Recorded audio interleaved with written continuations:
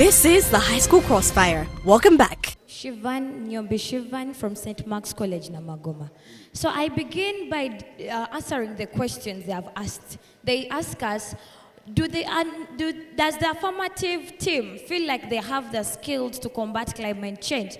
Ladies and gentlemen, on that question, I then want to answer them. We are developing countries that have governments that sit and have people that have made research that are all thinking, ladies and gentlemen, with brains. The time they come up with constitutions and the time they come up with such policies that are domestic means that they have the skills to combat them. Then they also ask us that do you think the domestic policies are able to combat climate change, ladies and gentlemen? We tell you that, you see, since they are not thinking on the brighter side of this kind of resolution, we felt like in Team Affirmative, let us look at the green, at the very first step in combating anything that is the most lower stage of anything, ladies and gentlemen. So we believe that even if they come up with points of funding us with money, giving us whatever they feel, if the policies or the solutions we have got from the conversation are not really directly being implemented in our own countries, then we are not going to achieve what the national conversations are set for. So then we come back to what we feel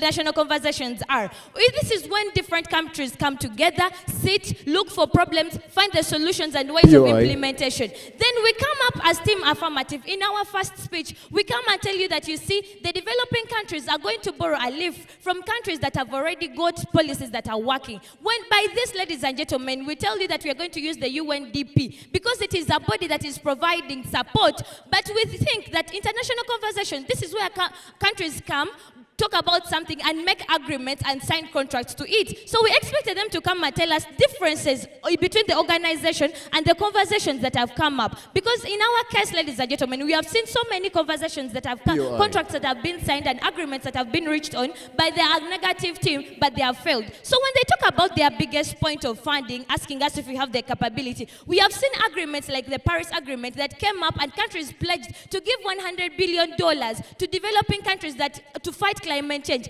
But 15 years down the road, this has not been achieved. Are we going to still go with the inefficiency and ineffectiveness of the agreements, ladies and gentlemen? This is a case that does not stand. So when we go back to our case, ladies and gentlemen, because we believe as Team Affirmative, the winner of today's resolution has to give us which alternative gives us the best results in fighting climate change. Is it the domestic policies or the international conversations? Team Affirmative shows you that, you see, domestic policies are within the country. One, they are easily adapted. Two, they can be easily exercised. And three, they fit in the economy of the country. So with all this, ladies and gentlemen, we only need extra support from organizations that have been already set up to give us funding, ladies and gentlemen. Not to go back and sit in other kind of organizations, in other kind of agreements, ladies and gentlemen, to find solutions which we are not even going to be able to implement when we have not yet implemented the current ones. Then we ask them a question: will we be able to implement external kind of policies or any kind of things that are coming from these conversations when we have not yet implemented the simple policies in our own countries?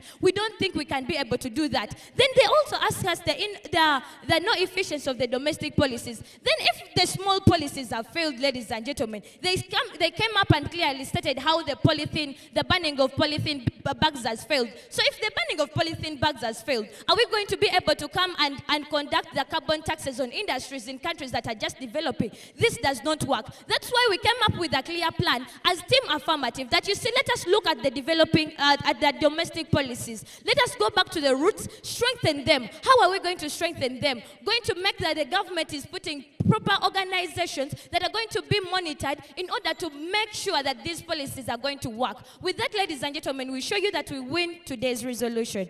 Thank you. Ladies and gentlemen, before I delve into the substantial nitty-gritties, allow me explain the clash point. Team Affirmative brings to us urgency, which we do admit. These matters are very urgent. They talk about using natural resources, national resources, but they don't explain how countries like Uganda still want to do what? To leave fossil fuels. But that is their strategy, to use natural resources. Secondly, their house. They come as an international body. We do not understand. Are they focusing on national or are they going what? International. Then they come and tell us domestic policies, the existing ones. Ladies and gentlemen, we didn't hear a credible example. Then, ladies and gentlemen, they talk about adaptation. We do admit that policies can sound foreign, and we also acknowledge that we are working on what? Adaptation, to make policies that come from the conversations feasible and applicable. Ladies and gentlemen, they come and tell us more policies that are efficient in battling what? Climate change. Still no example.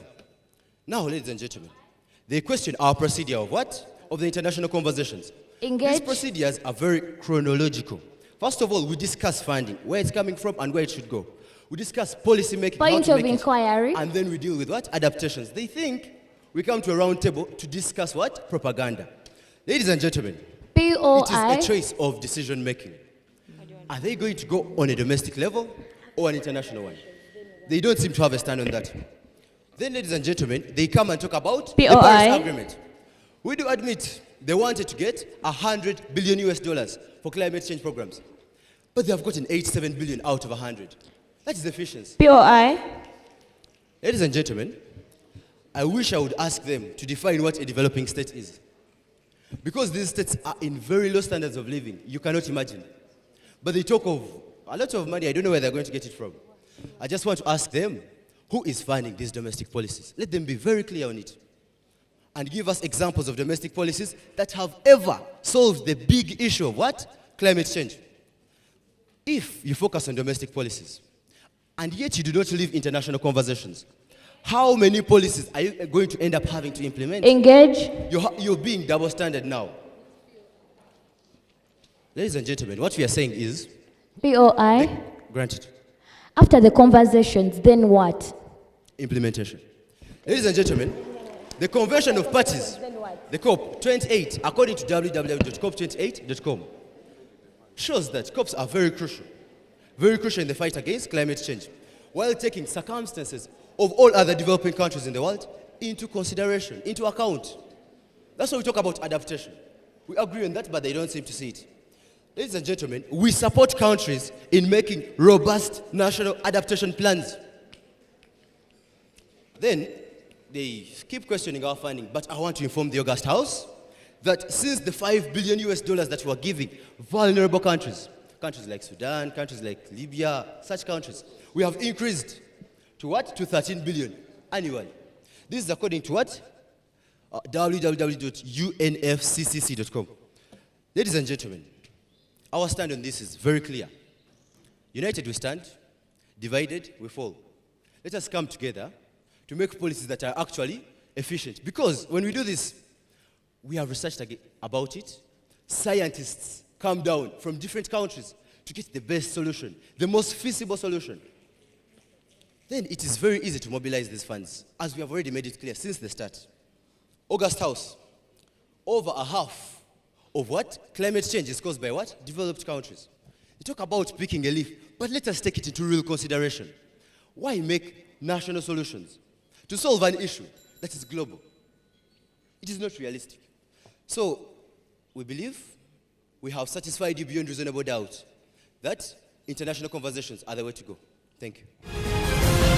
This is the High School Crossfire. We'll be back in a minute.